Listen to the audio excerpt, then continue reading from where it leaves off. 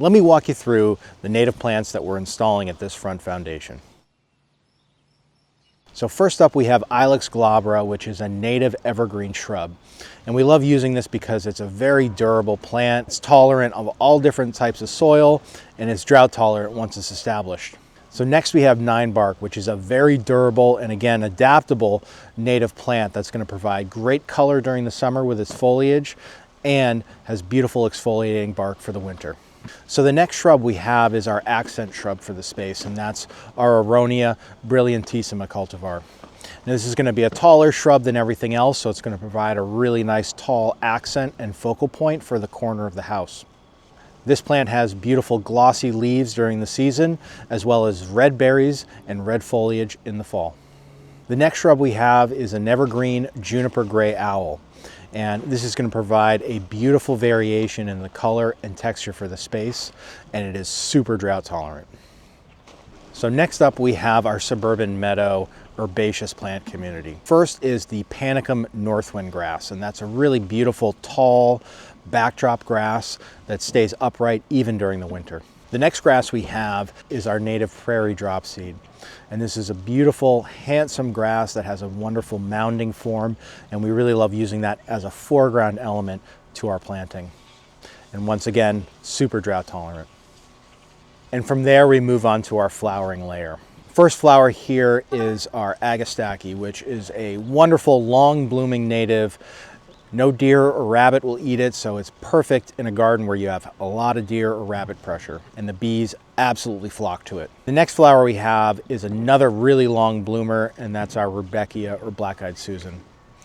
We plant this a lot just because it is a great long bloom for the season, so that when we're dealing with smaller spaces but we really want a flowering impact, this is a perfect plant to choose.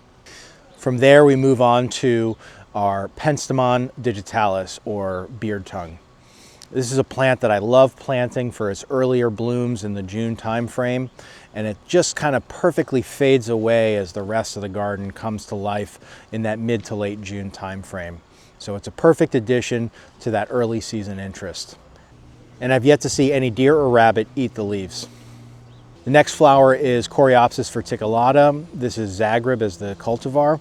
And we love this plant because it's quite long blooming. It stays very compact, so it's perfect as the border planting in the front of your landscape.